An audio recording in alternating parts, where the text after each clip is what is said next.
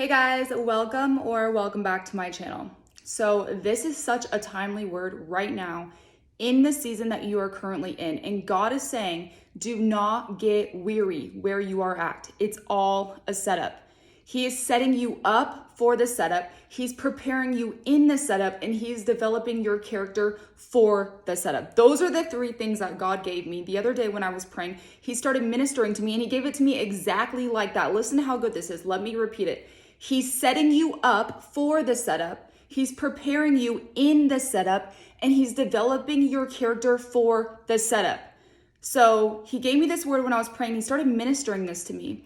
And the enemy knows right where you are. The enemy knows that you are about to step into this breakthrough. And so right now, he's doing everything to cause doubt, to cause discouragement and delay. He knows that if he can get you to give up or throw in the towel, you won't get to your breakthrough. He knows that if he can get you to go back to your old ways, to your old character, to your old ways of thinking, you won't see the new thing that God is about to do. And God is saying, you are right in the middle of your setup. Do not get weary. You already made it this far, so don't turn around now and lose faith. Everything that you are going through right now is not by accident. It's a setup. So let me give you some Bible examples, and then I'll give you the word of how God gave it to me. So God was doing this with Joseph. And if you guys don't know the story of Joseph, go read it. It's in Genesis chapters 37 through 50. But God was setting Joseph up through his time in prison, through his trials, for the biggest breakthrough of his life, which was saving his entire family back in Canaan from the famine to come back and live with him in Egypt. God was setting it all up. Joseph's brothers sold him as a slave, and then Potiphar's wife accused Joseph of sleeping with her, and he was thrown into prison. But through all of that, God was with him and granted him favor with the prison warden, and the Lord made everything he did successful. Why? Because it was all a setup. So while Joseph was in prison, he interpreted two of the prisoners' dreams, the chief cupbearer and the chief baker. And so Joseph had experience with interpreting dreams because God was with him, so he could interpret them. And so the chief cupbearer had a positive interpretation, and Joseph said that he would live and that he would be lifted up to his position again and find favor again with Pharaoh. And after he interpreted his dream, he said, when you get out of here and all goes well, please show kindness to me by mentioning me to Pharaoh and get me out of this prison. And when the chief baker heard that the chief cupbearer's interpretation was positive, he also asked Joseph to interpret his dreams. But he had a negative interpretation that he would die and be hung on a tree. And both of those dreams came to pass exactly according to Joseph's interpretation. Yet, even when the cupbearer got out of prison, he forgot about Joseph, he did not remember him, and he forgot. Now listen to how good this is.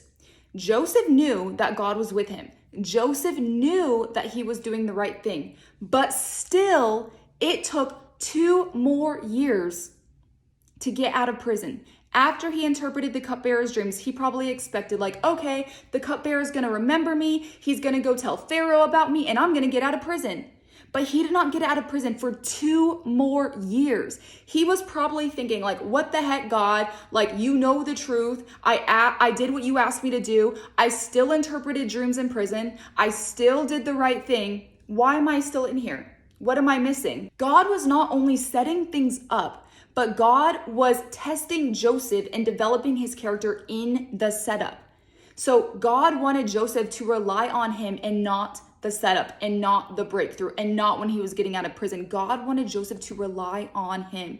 And so Joseph was probably expecting some miracle to happen right after the cupbearer got out of prison. He was probably thinking, look at this good deed that I did, God. I interpreted his dream. Now he's finding favor with Pharaoh. I'm probably getting out of prison. That's what we think sometimes when we do what God has asked us to do. We probably think, okay, I'm being obedient and now God's going to bless me. But God does not want us to focus on the blessing. He does not want us to focus on the breakthrough. God wants us to focus on him. And that's exactly what he was doing with Joseph, is testing him to see if he was going to focus on him or focus on the promise or focus on when God was going to deliver him. He probably expected it to be a sudden thing. But it was 2 more years because in those years, God was developing his character and seeing how Joseph would show up even when God didn't move right away, even when he didn't get his way, even when it wasn't on the timeline that Joseph probably expected. And so let's go and read what it says in Psalm 105, 17 through 22. This is so good, y'all. Let's read it. It says, "He had sent a man ahead of them, Joseph, who was sold as a slave. They hurt his feet with shackles. His neck was put in an iron collar. Until the time his prediction came true, the word of the Lord tested him. The king sent for him and released him. The ruler of people set him free. He made him master of his household, ruler over all his possessions, binding his officials at will and instructing his elders." That is so good, y'all. And that's what the word says. Until the time came to fulfill his dreams, the Lord tested Joseph's character. Until it was time for him to get out of prison, the Lord tested him for 2 more years. So could it be that God is testing your character right where you are? Could it be that God is making sure that you can handle the promise by giving you the trials you are facing right now? Could it be that God wants to see how you show up when things don't happen right away? Could it be that God is wanting you to depend more on him and trust his plan in all of this? 2 years later, still in prison, Pharaoh had a dream that no one could interpret. And then the cupbearer remembered Joseph and told Pharaoh the truth that he had interpreted his dream in prison. And so Genesis 41:14 says, "Then Pharaoh sent for Joseph and they quickly brought him from the dungeon." Overnight, you guys, God promoted and elevated Joseph.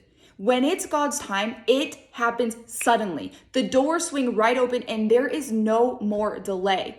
God does not want us to depend on the blessing or the promise, but on him.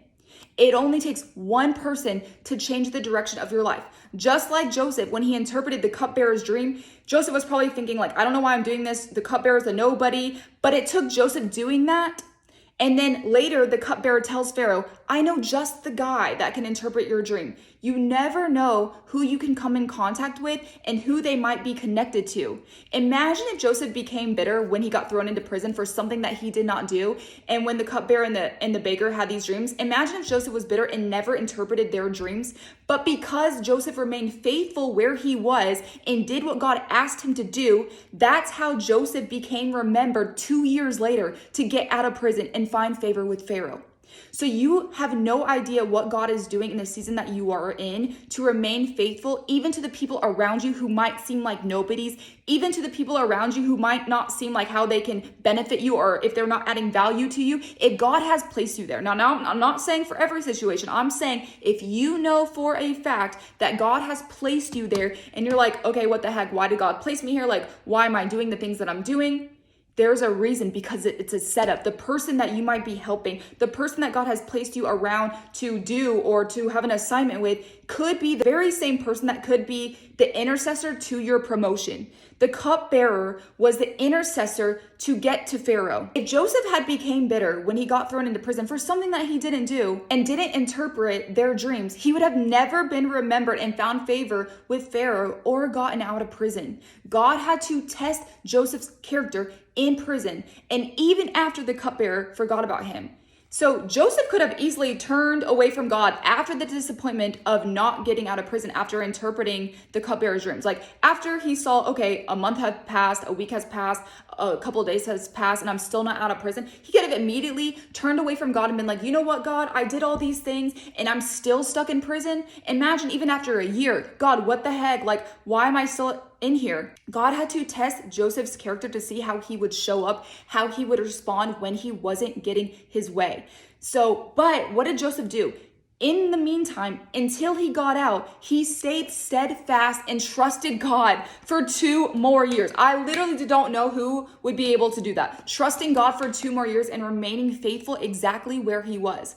But God allowed this to develop Joseph's character, okay? And so by the time that Joseph got to Pharaoh to interpret his dreams, God's work of character building was being accomplished in Joseph. God was preparing him in prison for those 2 more years for the position that he was about to be, which was prime minister, which was second in command of all of Egypt. And so after Joseph found favor with Pharaoh, he got out of prison, he interpreted Pharaoh's dreams.